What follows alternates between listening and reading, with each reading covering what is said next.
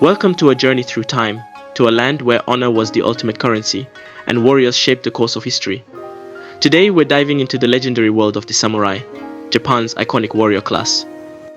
With their unmatched skill in martial arts, unwavering loyalty, and a code of honor that transcended life itself, the samurai are more than just a symbol of Japan, they are a testament to the human spirit's dedication to duty and tradition. The culture and scenery of Japan are breathtaking, a land steeped in history and tradition. It's the birthplace of the famed samurai warriors figures who have captured the imagination of generations. While the samurai often appear in popular culture, their primary function was far more complex. They were not merely warriors but guardians of a way of life. The question arises, did they serve the feudal lords or the emperor himself? In the beginning, peasants were the first tax collectors for the samurai, a task that was far from peaceful. To enforce their authority, samurai began to wield weapons and master martial arts. This was not just about collecting taxes, it was about maintaining order in a society that was as rigid as it was hierarchical.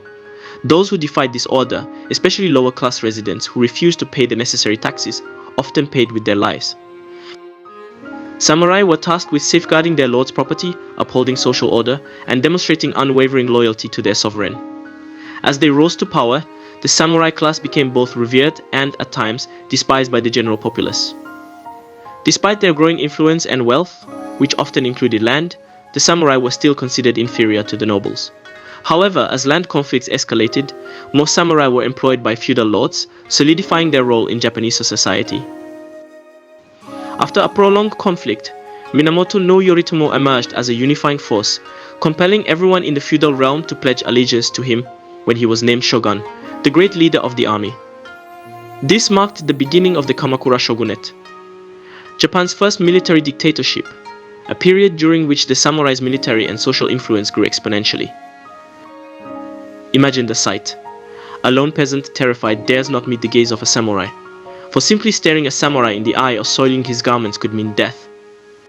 To maintain their status, many samurai married women from aristocratic families, their offspring trained from childhood to succeed them.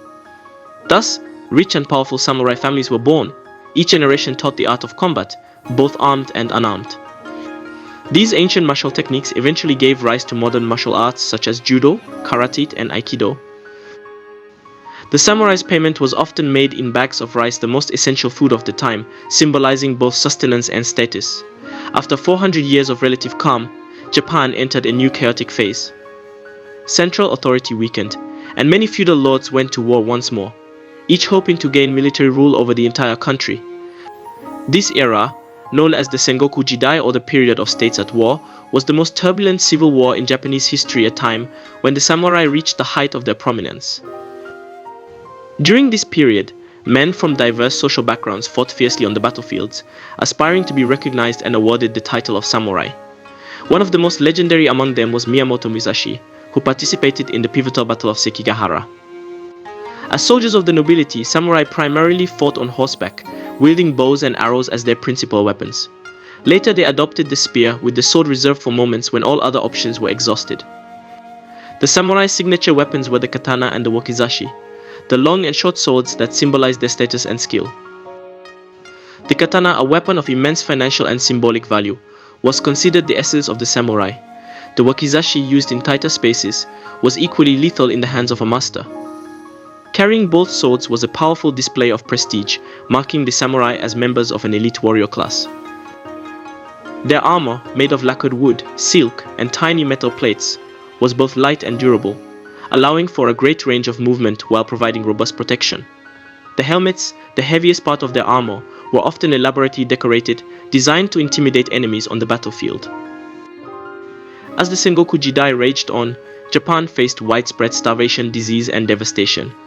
The unchecked violence and ambition of the samurai led many feudal lords to believe their troops needed to be reined in. Thus, the Bushido Code was established, a code of honor that samurai were expected to observe. Bushido, meaning the way of the warrior, emphasized virtues such as justice, courage, compassion, respect, honesty, honor, and duty. It was a moral compass that guided the samurai, dictating that honor was more important than life itself.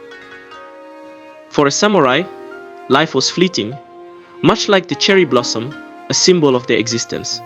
Just as the cherry blossom blooms only once a year and lasts but a few days, a samurai lived in the present, served his daimyo, and was prepared to depart from the world at the height of his honor. However, not all samurai adhered strictly to this code. Acts of treachery were not uncommon, even among the most revered warriors. The Battle of Sekigahara marked the beginning of the Tokugawa Shogunate under Tokugawa Ieyasu, ushering in a new era of peace that lasted nearly 300 years.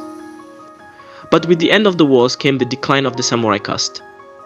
Many samurai lost their masters or were dismissed, some choosing to end their lives through the ritual of seppuku, while others became businessmen or policemen. The rest became ronin, wandering samurai without a master who often found employment as mercenaries, bodyguards, or even as members of criminal gangs. Japan remained isolated from the outside world for most of its history with limited trade relations. But in 1854, everything began to change. A severe economic crisis forced Japan to open its ports to foreign trade, bringing new innovations and challenges to the country. However, many samurai families were dismayed by these changes, viewing them as a threat to traditional Japanese culture. These tensions culminated in the Meiji Restoration, a period of intense conflict and transformation.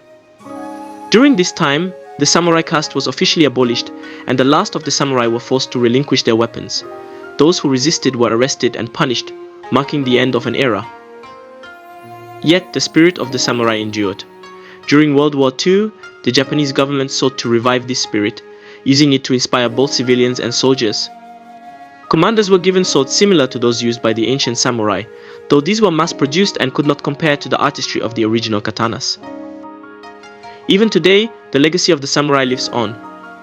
In modern Japan, many families can trace their lineage back to these noble warriors. The code of honor and martial skills they practice continue to be revered and studied by people around the world. The grandeur of the soldiers of the rising sun is indeed immortal. If you were captivated by the story of the samurai and the indomitable spirit that shaped Japan, make sure to subscribe to our channel for more cinematic deep dives into the world's most fascinating histories. Your journey into the past has just begun, and there's so much more to explore. Don't miss out, hit that subscribe button and join our community of history enthusiasts today.